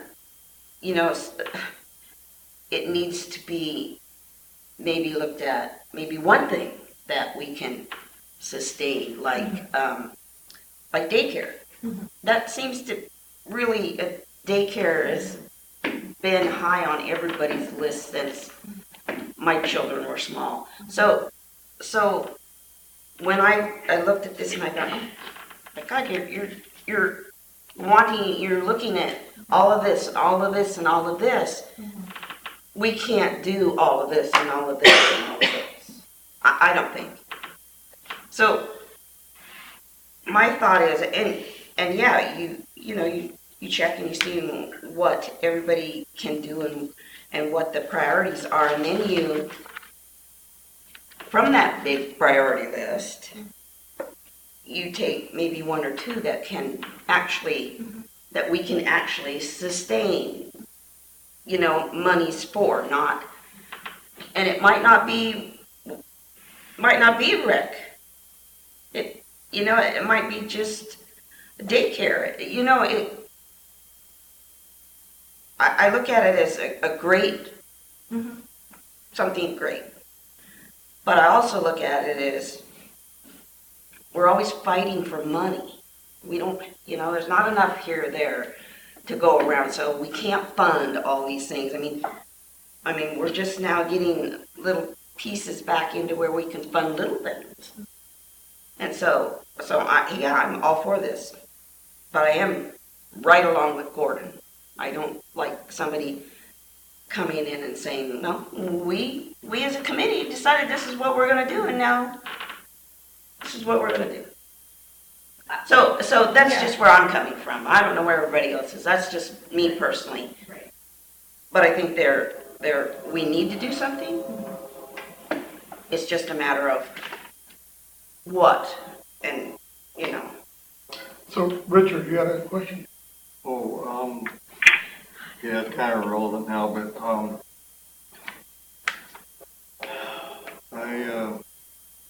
kind of a lot to take in, like everybody's saying, and I understand that we can go ahead and create this, and we can change it anytime. If we need to change the committee into, morph it into something else in the future, we can do that in conjunction with the court. Exactly how all that authority works out, I'm not quite sure. The court and the city would be vested in this equally. Am I right, Paul? Generally. It really depends. Right. Okay, and I know what she is advocating is that this is going to be self-supporting, that we're not going to have to fund it. She's going to try to get it going on. Well, you're gonna have to That's fund the it. way- You're gonna have to put some funds into it too. Well, I know, but Not the subcommittee. No. Have those 3 that's meetings what a I'm year. referring to. Yes. Thank you. That's what I was referring to. And I also would like to say, to your point, Glenda, this is just a body of people helping to create action items so that it's helping folks in the community accomplish these community endeavors. In addition to everything else that I've even sat here and heard that you all are accomplishing, these are volunteers. These are folks that are already working in the community and with the school. And again, no one is saying this is the programming or this is what the community has to do. These partners in particular, I've identified them as people that genuinely work in this way very collaboratively and genuinely want to know what the need is in Cascade Locks to help then put this into a 5-year plan to present to the city council, to present to the port for feedback, not to do action items without feedback from the port or the city council, and also not to ask the city or the port to fund it. I mean, the daycare was going to be a private business, potentially, so the ask is not going to be for that financial commitment for all of that. It's to present what things the community wants and to get feedback from the council. What things are you all interested in funding within your budget, etc. And the things that you might not be able to fund, it's working collaboratively with community partners, government entities, and grants to figure out how we find the funds to do the things that the community would like to see happen. This is an opportunity to bring these services back to the community. Right. Well, and it doesn't leave us on an island. Right now, if we do something, it's us. We're sitting here on an island. City council comes in, gets an idea, or has recreation or whatever. That's our entity, and we're trying to figure out how to make it happen. What this does, it allows the school to be involved. We're part of the chain. The port becomes part of the chain. The county with community ed becomes, because they're a helpful partner too. I've been there with when it's been helpful. So it allows us just to be this connection in this whole thing that helps bring it all together. And then our piece of the action, whatever money we may put into it, is that little piece of money that helps all of these things going on. Because when they go after it, they're going to go, this is what we want to do, and here's our priorities. City council, could we get this amount of money from you? Because we've got this potential grant here, and we've got this going over here. We've got community ed on board for this. We've got the board on board. Can we get this little piece out of you guys to make this project go? But where we're at right now, it's just us sitting out here. This allows us to connect with the school that we want to be connected with, allows us to be connected with the port and potential positive county things, because there are positive things that could come from the county, but you want to be connected with that in the proper way. So that's what it does. It allows us to connect all these things. I agree, you have to get community ed.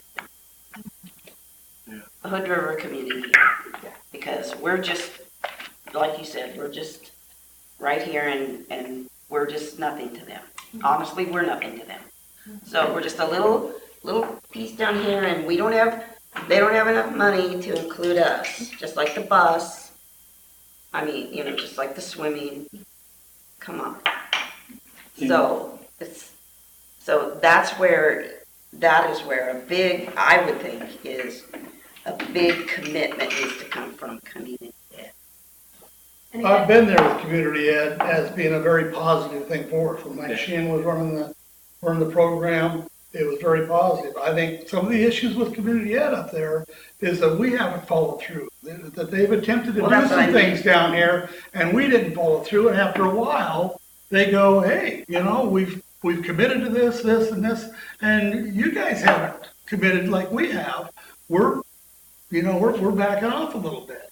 We need to take this as an opportunity Yes. to to reconnect and make it a positive, big, And have a one positive connection. relationship with court, community ed, school, us. And I think we got an opportunity.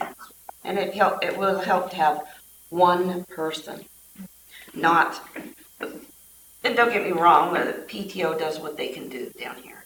The PTO is not the person to connect with. It has to be a different entity. So I agree with that. Well, I think PTO should be part of it, because they are. They need to be part of They it. understand. They can't be what's in going on. control of it. Exactly. They're part of it. And because, I mean, PTO has 2 members, come on. I mean, I do what I do on certain events, but, But they help inform you on what is going on in the school and with the kids and all that right now that we may not know. So well, it's yes, good to have that I understand information. that, but I feel that, yes, we need a person other than that. I mean, the principal is amazing. Yes, she is. She's a half-time principal. She's a half-time reading specialist. She does all of the community things she does on top of that, and all these community meetings. I agree. She just needs somebody that's helping in the community too. We've been working collaboratively. I mean, your community already has resources for kids. It was just putting it all together. That was something I was working with Carrie Rueben on last week. It's like the sailing's here. You know, there are things that are already happening. Carrie did the kickball. There's things already happening in the community. What I did was put it in one document. I put it in one place on Facebook so that families can see that collectively. So it just takes a human to do that, to just has that extra time to put it as a one-stop place. And there was a lot of positive feedback from families in town, especially the new ones, so that you can see it collectively together. I think there's a lot of word of mouth or post office posts, I mean this, of people that have been here for a long time. A lot of the new folks don't know where to access that community, the community information or the things that are already happening that are wonderful in the community, like what Carrie does on a weekly basis. So it's putting it all together and just having a person to do that. So where is there's that a at one-stop right now? You said on Facebook, so where is it? It's on the community page for Facebook, so I don't know what the formal name of it is. Is that you put that on the neighborhood watch, didn't you? In Cascade Locks Tourism. So. And Glenda's not a Facebook, that's No, why I'm not a she's Facebook. not No, a so then Facebook. I made a hard copy of it last week. yeah. Carrie asked me to make a hard copy of the same thing and have it in the city hall. And have it posted in the post office and the grocery store also. So let's give Bruce, you want to chime in here? Is there anything you want to say about all this? Yes, I do. And I think this is it is very, very broad, but they're all important programs, and I think this is a fantastic opportunity. I mean, Kirsten's already done a lot of work, and she's offering to, with the committee, to do a lot more, and we can just see where it evolves. If we don't like where it's going, we can always say, whoa, hold it. But I think to reach get all these different entities talking and involved and all pulling the same way, I think it's an incredible opportunity, and it gives us a chance to do a little bit more for our youth and do some of these other things. The money's always the problem, but right now we don't have to worry about that. I mean, until we get something a little more concrete. But no, I think this is a wonderful thing, and I don't mind that it's so broad right now. It'll kind of narrow itself down, I think, as it evolves. So I think this is great, and I would be willing to support it. So we got a chance for motion here. Does anybody want to come up with a motion on this? I'll make a motion to approve the establishment community development subcommittee of JWGED. Is there a second anywhere? I'll second. Okay, it's been moved and seconded to approve establishment of community development subcommittee. The joint work group. And is there any more discussion anybody wants to have? No, I think it's a great idea. So all in favor, say aye. Aye. Aye. Opposed? Okay. All right. Thank you very much. You're welcome. I'll go away. So that was a hard No, one. we're still doing, thank you. We got two more to do. Approve appointment to the joint work citizen position. Yes, as you know, we have non-voting citizen positions on the joint work group. You've seen her passion. She has a wonderful audition for this committee. Not audition.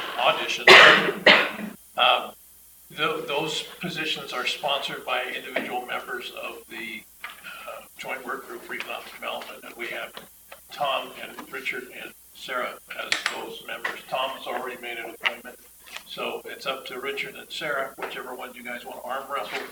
If you would like to have Kirsten on the committee, then we need a motion from you to be. Sarah, would you like that? Would I like to do that? Well, you're already on the economic development Yes. meeting, so you'd be on both of them. Right.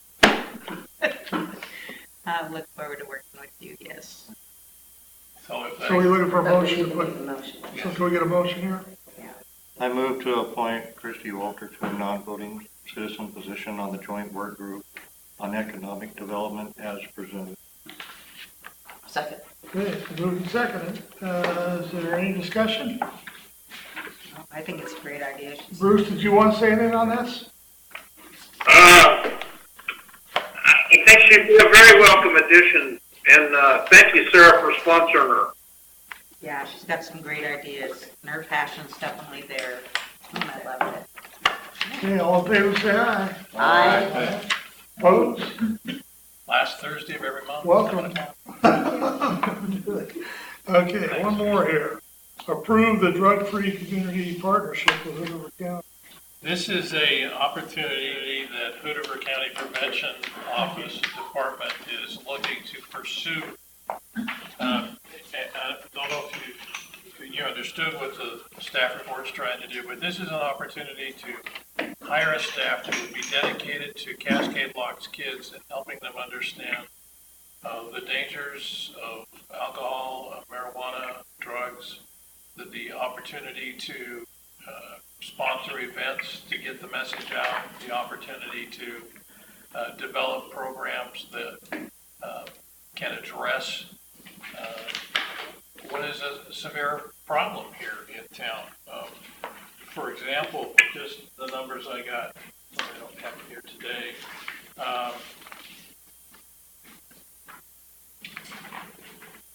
4.2% of our sixth graders have used alcohol in the last 30 days. 20.4% of our eighth graders and 34.6% of our 11th graders have used alcohol in the last 30 days.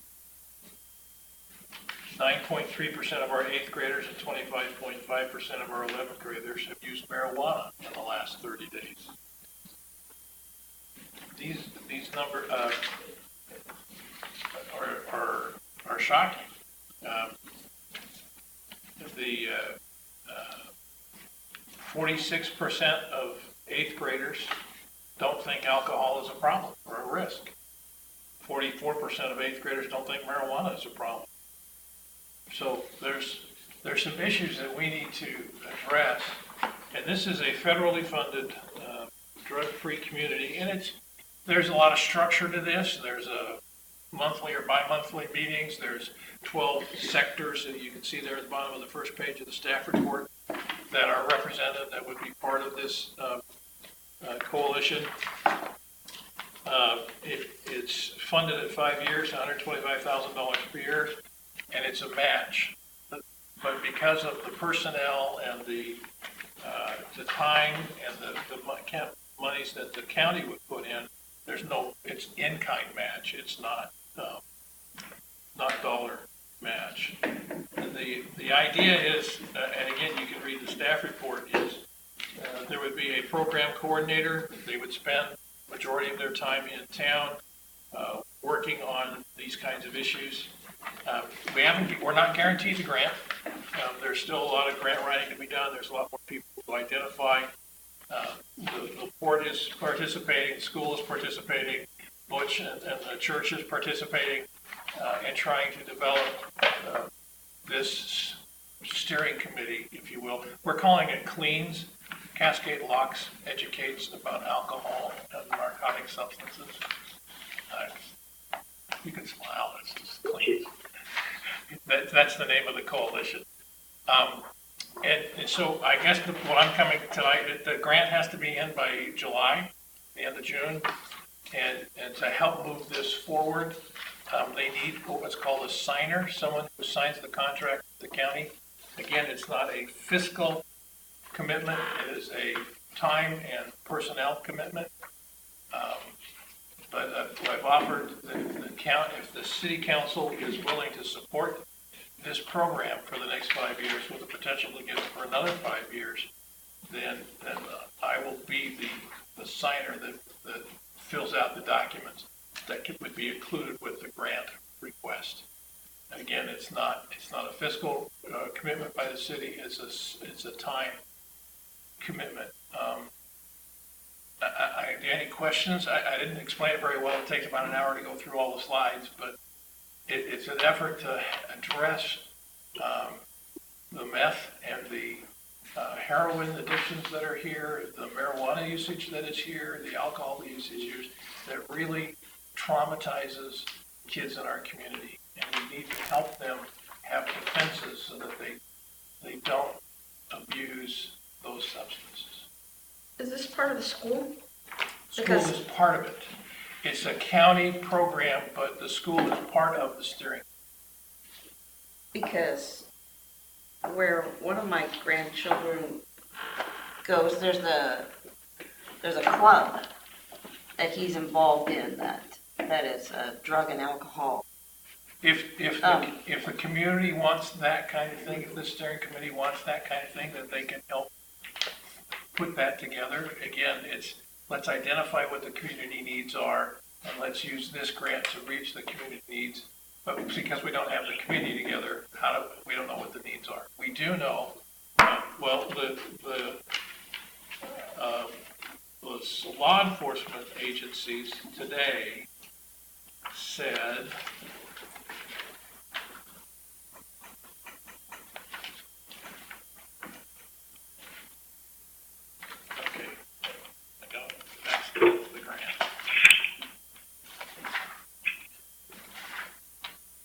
this is a quote from the detectives in Hood River County about Cascade Locks. Meth, heroin use, child abuse, lots of solid cases. It's a mecca for drug trafficking. They know when patrol is on duty. There's easy access to Washington and Portland. For the youth, there's an uptick in assaultive behavior, which can be discussed because of dysfunctional families creating rough kids, oppositional, defiant kids. Drug use is marijuana, generational meth use, mental, physical, behavioral education, all impacted. That's the detectives talking about Cascade Locks. And now, will we get the... Sign it. I'm sorry? How come, I say sign it, how can we not do this? At least let's move it forward by signing it and going forward. If we don't get it, we don't get it. But, and Kirsty's group in the future can maybe address some of these issues through activities, but this is specifically drug-free community activity. Gordon, can I answer? There is a club that's part of the Excel after-school program that Drug and Alcohol Prevention does. That's probably what you're talking about. It's already at Cascade Locks School. That the Drug and Alcohol Prevention folks, they do a club that's already as part of the after-school program through the Excel program after school. And we need to reinforce this message everywhere we can.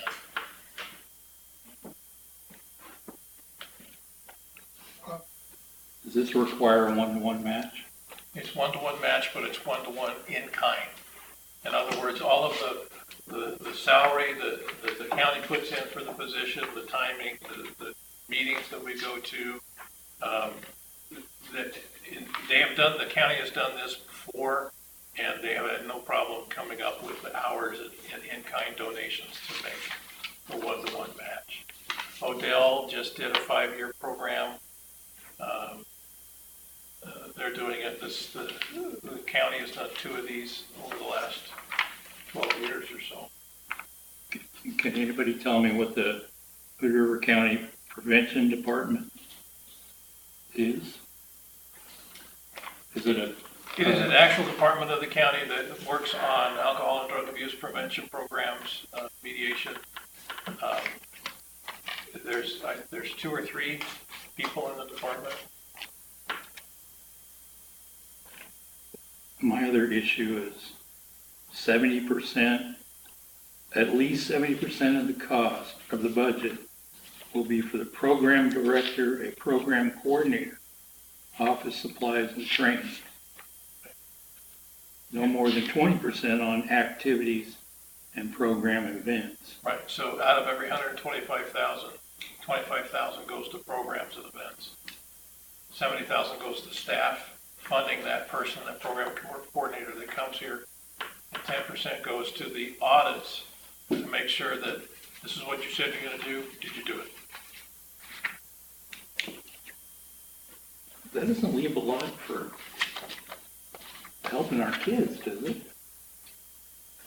25,000 for activities, which also includes conferences and everything else and training. But it's better than what we're spending now. And then you have a person in place in town too, to help coordinate this stuff. How do you get to these kids? That's a great question. We don't have a school that, we only have a up to the K through 5th five. grade, so how do you get to these kids? Well, that's why you have to have these activities like, you know, after-school programs where the kids come down and play basketball, or they do fly airplanes in the park. You know, it is staff-heavy. There is no question about that. There's the county may be doing this because they need funding for personnel. I can't tell you that for sure. Because But they do have to hire a program coordinator that spends the majority of their time in town. And so this one, and this coordinator is for Cascade Locks. We're signing off on it for Cascade Locks or for the county in general? It is, Partial. it's focused on Cascade Locks, but they do have to spend one day a week in the county offices coordinating with their bosses.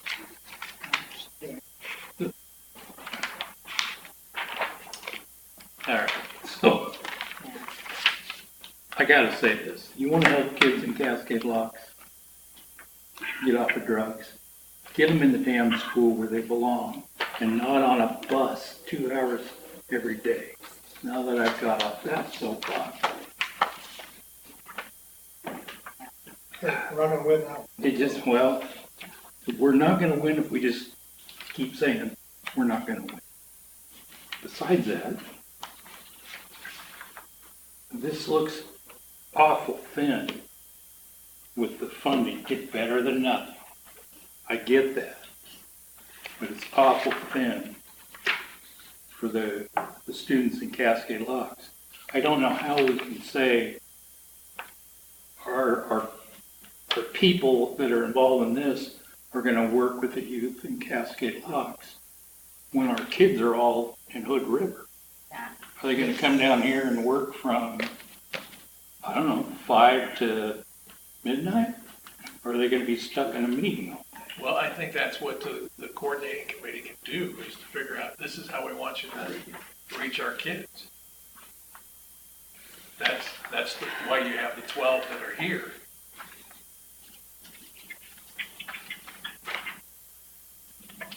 But that's a great point. How do you reach the kids? How do you get them off their phones and out on the playground? And so is there a potential motion here? I recommend, move that the city council supports the drug-free community concept by approving the grant concept and allowing the city administrator to be the signer for the initial paperwork.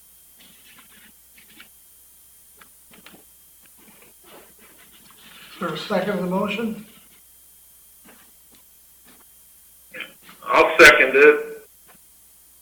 Okay, it's been moved and seconded to approve drug-free community partnership with Winterbottom County. Any more discussion? Did you want to say anything else there, Bruce? I agree with Bobby. It'd be nicer if there was more for the kids, but it's more than we got right now. And anything we can do to especially in light of how the whole country's, a major drug epidemic. Anything we can do to save a couple would be worth it.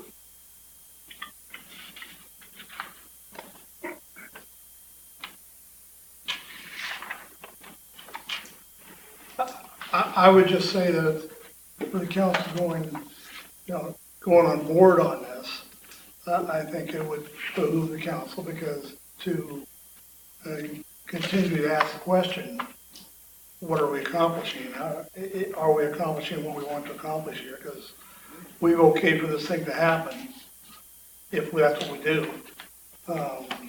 So I think that does go with a responsibility to do all we can to make sure that it does happen properly, that just a person just doesn't make a living off of not really doing a whole lot for our kids. So it behooves us to continue to follow through on how's this moving ahead. And I understand you've got a coalition of 12 people, that's going to help do that, but it's still our responsibility as a council to follow through and make sure that that's going ahead though too.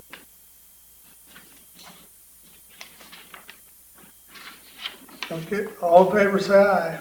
Aye. Aye. Oppose? Opposed. I'm Okay, so let's get a roll call vote on it. We'll do a Okay, roll Mayor call. Crandall, Aye. Councilmember Groves, No. Councilmember Randall, Yes. Councilmember Walker, No. Councilmember Caldwell Wagner,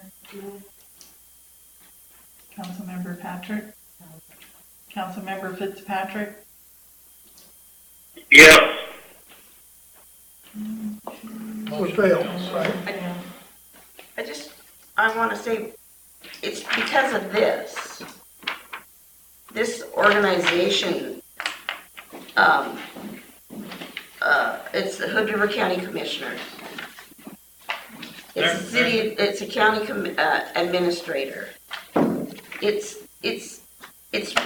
honestly, it's what I fight against all the time with Hood River County. So I look at this and I say, it's just another, I don't think I agree with Bobby, I don't think we're getting enough out of this for our kids. I don't think you're gonna change that. But maybe if you say something, you might, maybe you don't get, maybe you get 50% for your kids instead of 25%. That's federal guidelines for the Yep, grant. exactly. It's- It's all mandated, it's all by Yeah, the federal government. Telling the state to do the county, that's why the county has it, because the state says that's who's gonna take care of it, the county. the federal says, Not yeah, us. it's gotta take care of it. Yeah, it's federally prescribed. You can't change the percentage. And so it fails. If you want to say why you said no, that's it's open to that. I've pretty much already described my issues, and it's like Glenda's saying, you look at the org chart, you look at the percentages are terrible for Cascade Locks. We all know that there's a really terrible drug problem in Cascade Locks. It's just too easy to get. You go to Steve, we're next to the freeway, it's a pipe. Yeah. It's always been that way. Alcohol is a terrible problem. We've legalized marijuana. It's no wonder we have these kinds of issues. But I don't think the answer, in my opinion, is to facilitate funding for something that we're not going to see directly affect our kids here in Cascade Locks. Okay?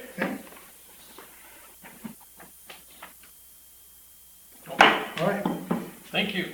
Do you guys have an opinion? I just thought the trickle-down effect as far as the funding is 70%, and I believe that's the lady who came, and I believe she wasn't gonna be actually here, she was gonna be in Hood River most of the She's time. the department director. Yeah, she's the director.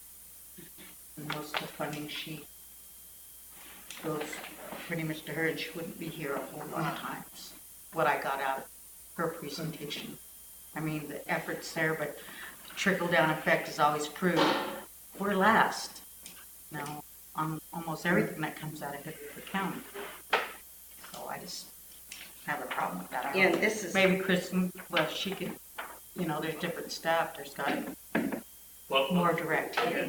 think that the other thing that we also talked about is that this grant can't pay for, we were hopeful, I think, when we saw it, because we were hopeful that it would help fund recreation programs and that there'd be more of the budget that's general funding to recreation activities, et cetera, but the grant can't pay for direct services. they can buy your t-shirts, but they can't They pay for can't your pay coach. for like a soccer coach, et cetera. They can't, they're not providing direct services. So to get back to our earlier discussion, if we can concentrate our efforts on this community development subcommittee, eventually to the city committee, that's going to wield more impact on our youth than I agree. that $15,000 a year and throwing a party so the law enforcement can come down and hand out stickers that say I'm drunk. So I just want to ask Kathy there too. You remember we had a huge grant. Cascade Locks interested in kids. Click. Yeah, and how did that, I mean, you were in the middle of all that. I mean, that was a lot of money. Do you feel like we got, Well, for one thing, it was different back then because we had our whole school. And there were programs and things that came down. I mean, and the school was a definite, at that time it was, I don't remember his name, but he was a big part of the school piece. I think it was good for our kids at that time, but again, our kids were in school, the school was involved, and I think it would be a lot harder to reach I our think it had a lot more junior high money. and high school since they're not here. And this is the And it had more club money right toward here. programs and that Yeah. though too. The media club. There The was- Health I think it Media was Club way is more than what Riley is 125,000, involved in. But I will tell, because I think that grant actually paid for 2 or 3 people. We had to provide space for them. It was a lot of paperwork, a tremendous amount of paperwork. Federal grant. That's what federal grants do. Yeah. But again, I think your decision to move forward with community development is, Okay. So appearance of interested citizens. Any citizens want to get up and, you're good? Yeah, I think I better keep my mouth shut You now, good? Okay. because I may do something wrong. Okay, then we'll move on.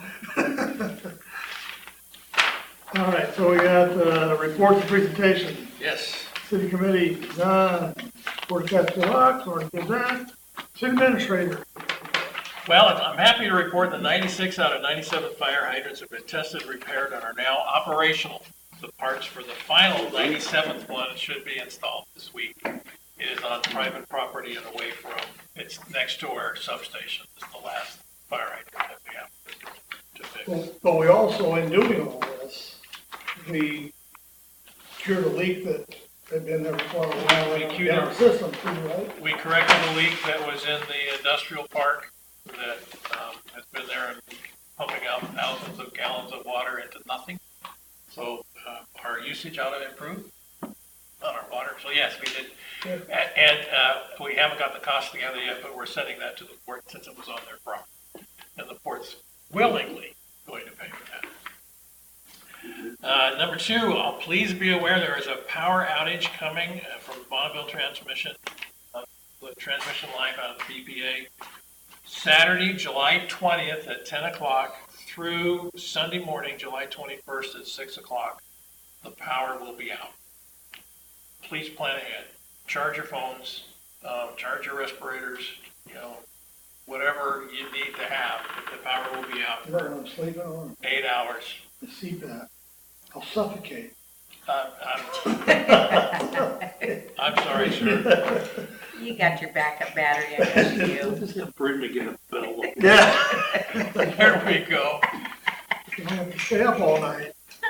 I'm sorry, the 20th, 20th through 21st, 10 p.m. to 6 a.m., so it's 8 hours.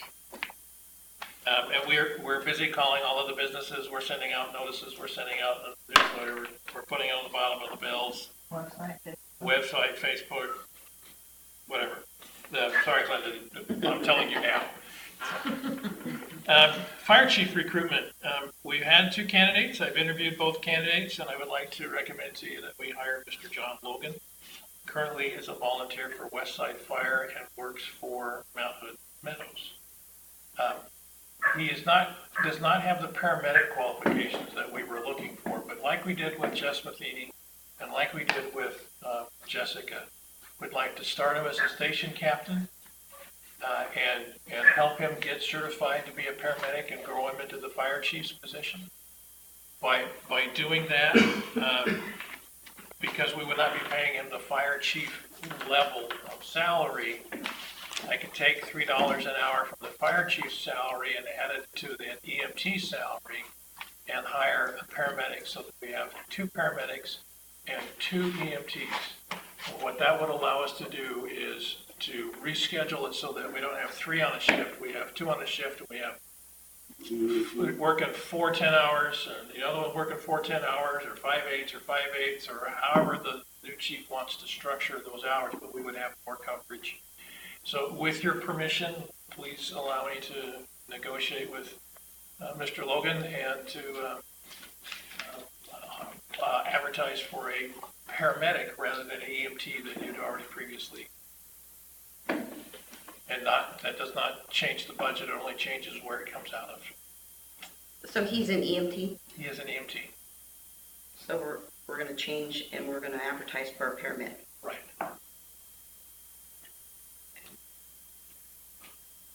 So where are we? We good with that?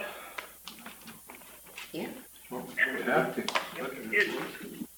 I suppose there's no way we could get some kind of a commitment if we go ahead. I mean, I'm okay with paying for his training, but I would kind of like to see him stick around a while. And That's a use great it for our idea. good. It's a great idea, Bruce, but it's not legal. Yeah. Sorry, Oh, well. I've tried that before. I'm good with getting it done. Yeah, okay, thank you. So we're good then? Okay. Thank you very much. Congressional visit, Senator Merkley will be at Wyeth Middle School on June 15th at 3 o'clock. Representative Walden will be at the pavilion in the port office at Marine Park, July 3rd at 3 o'clock. You are all invited to attend. The city and the port are cooperating in cleaning up downtown. As far as the garbage is concerned, the city will supply the plastic bags for the garbage, and we'll make sure that the garbage is picked up in the morning so that there's adequate bags. And then the port crews will check in the afternoon and early evening so we can keep up on the garbage that all of our wonderful tourists generate So is this through the summer? through the summer. The port's gonna do evenings on all. Every day. Yes, every day. Yes, we're gonna do the mornings every day, and the port's gonna do noons and evenings. Okay. I don't know, it wouldn't surprise me if you were assigned to that, Your Honor. That would not surprise me at all. I do it on the weekends anyway. Well, there we go. See, that's why I think the port agreed to it. Number 6, our water system improvement project phase 3 of the well development. The engineering drawings and bid submittals and contract documents have been submitted to the USDA.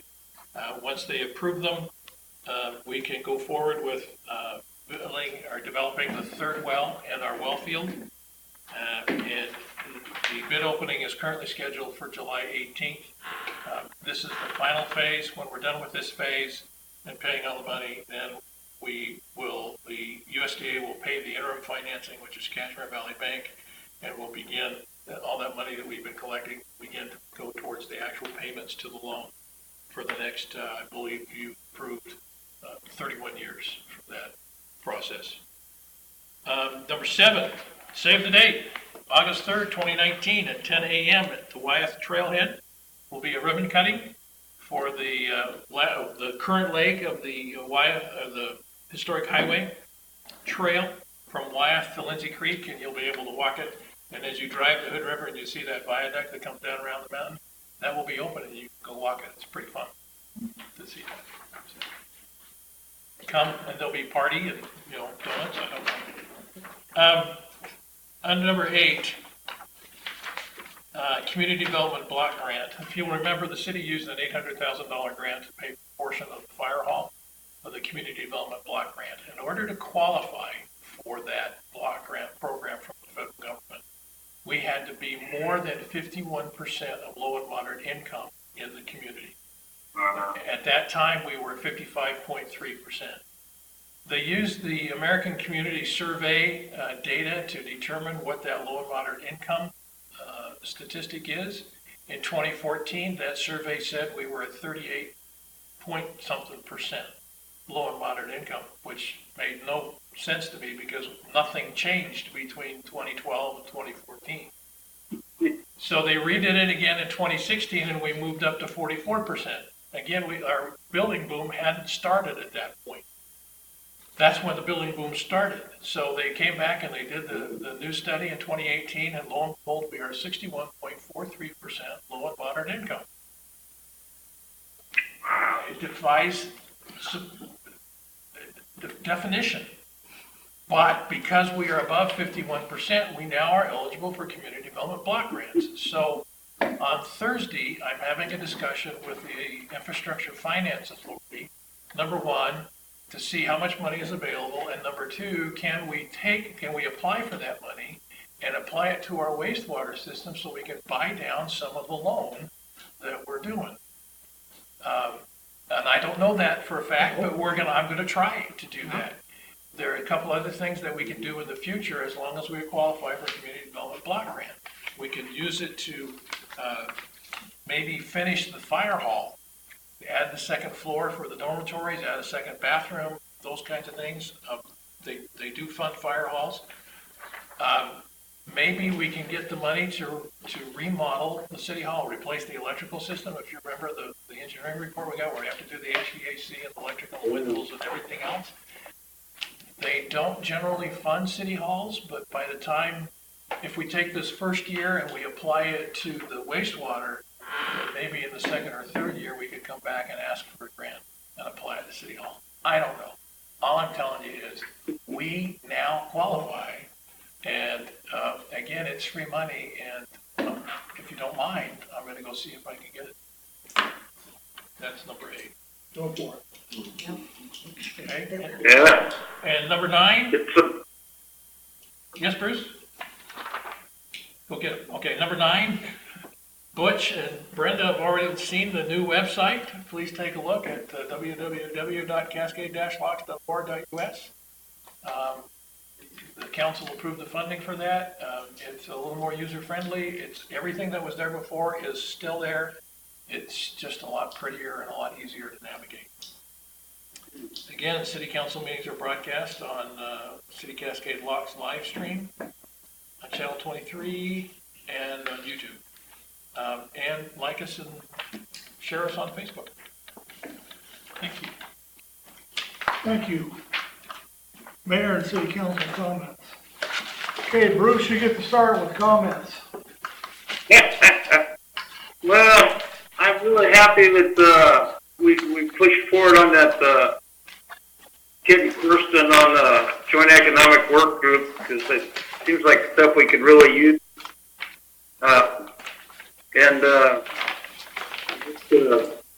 Thank you, staff, for putting it all together and making the job easier.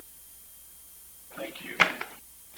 Seems like when I come home on the weekends, there's a lot of people in town already, so that's a good thing.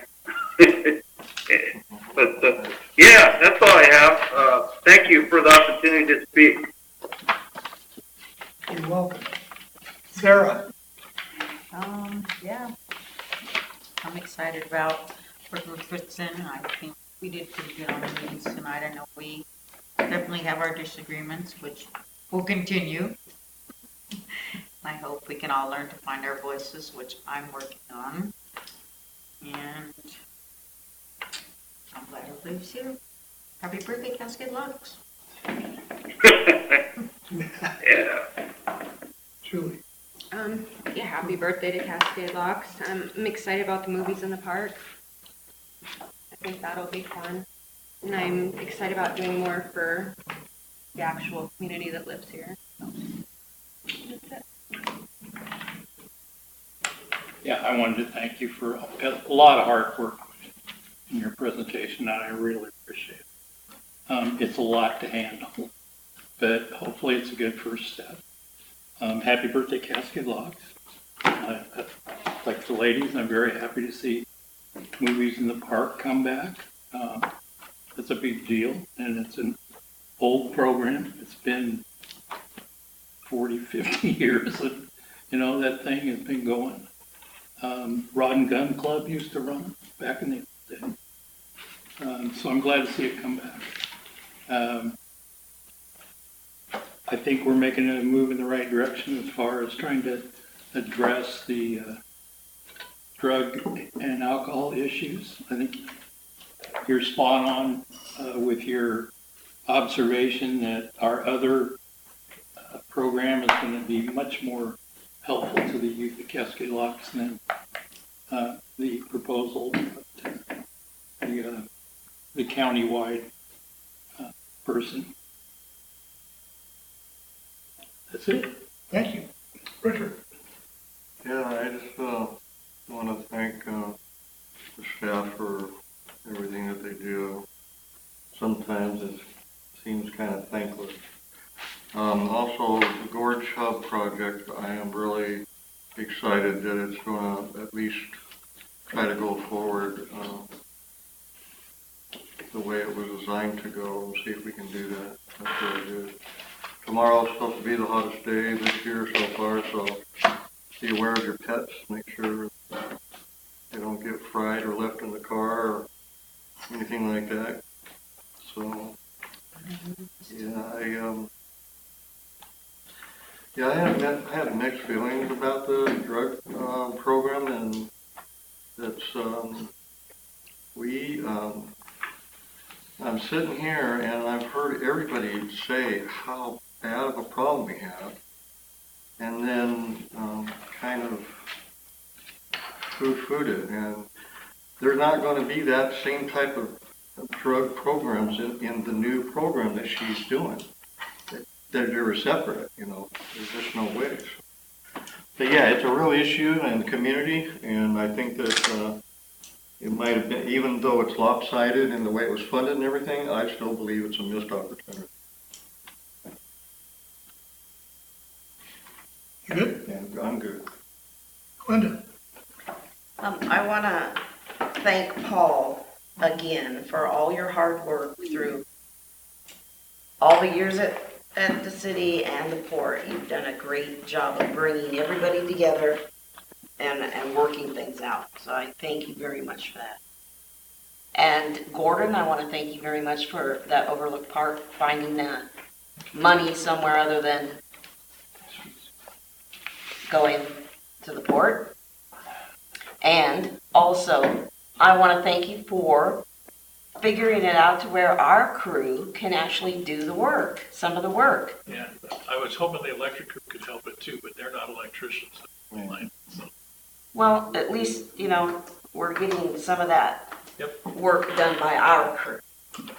I want to thank the staff always. You do a great job. I want to thank Christy because I think I wasn't quite sure how this was going to go, but I think you have a lot of good ideas. I'm behind that. I'm excited to see how that's gonna go so we can get our kids more involved in things here in our town.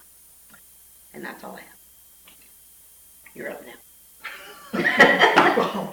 Well, I agree with all that. And I thought we had a great meeting tonight. The council, I like how the interaction, Bob, Linda on the Hubs project in there. That's exactly what the council needs is looking through things, and I think that's going to be successful project for us. I appreciate how the council handled all projects, even when we don't all vote together on one. And I'm good with how that vote turned out. So, and I agree that, you know, it is partly up to us as a community to get out there with the kids, with families and all that, and do all we can to support a positive lifestyle for them and to help them through all these difficulties that we all went through our difficulties in life too. And so I think it behooves us. I think it behooves us to be part of it. And I think with some of these programs, it allows us to do it. So I thought we had a really good meeting, and I appreciate everybody's input. And I'm glad you do need to get a voice, both you and it was a good night for you, I believe too, for moving that ahead. So I was wondering on the hub, you know, because we're going to make a great parking lot there that people are going to want. Can we put a time on parking? Can we say, hey, you can only park here this length of time? Sure. So at least, so it helps that the Sure. post office people will be able to say, I'm in, well, at least you can, at least you put it. I didn't, Well, nobody can, I'm gonna get a uniform, a badge, no, I think. a gun. No, I'm not gonna get a gun. You gotta keep it. I get one both. you just let people go to the post office, citizens will just hassle anybody There you go. who's staying there too long. But anyway, that was just a thought to be able to try to keep You know, keep it open, and I worry that we're gonna lose Yeah. the ability for people to get their, What I can do, Get the mail. and what I've seen successfully done in other places, is just put a little note under the windshield wiper saying, hey, you know, we're glad you're here in town, but we would appreciate it if you didn't monopolize this spot. Can you just limit your time to 30 minutes or 20 minutes or whatever? And just somebody can go around and they see a car that's doing it, post office won't do it. I can walk around it, stick it under there, so okay, so that is something we could do though. yeah, We could we'll put a have time. to research exactly how to do it, but. Okay. I think that's all. I know we had a great meeting. We're not We had a done. great meeting, yeah. We are not Went done. longer than we wanted to, but I think we accomplished a lot. I'm good with it. Thanks. And, I want to say something too on the city's birthday. The city got started as a city. We chartered as a city because we had a fire that burned half the town down from some young man tossing fireworks. Fireworks seemed to create a lot of problems for us. And into the downtown area and burned half the downtown. And our problem is we had no hydrants at all. We had no fire. The largest pipe we had in town was 2 inches. And we had like 3 or 4 different water right people that had that. So we incorporated as a town so we could get money to start basically to build a fire water system in here, which we tapped into Dry Creek, which was that reservoir was built to run the navigation lock down here. It was no longer being used. We tapped into that. And here, this council it's appropriate to have this, because this council has now turned why the city became a city. We are redoing that water system that was put in at that 84 years ago. And the main line coming down to us was put in more than 84 years ago. So it was put in in the 1870s or 80s, it had to be. So anyway, that's so a good birthday for us. That's good for the council to be part of that birthday. We do have an executive session. Oh, we do have, okay, I better shut up until we move on to the next session. Okay, I'm shutting up, and we're going on to executive session. So we're gonna go to executive session, folks. It'll be quick. Oh, shoot, And I didn't think we were gonna have one. The city is almost as old as Paul. Thank you, Paul. Thanks, Paul.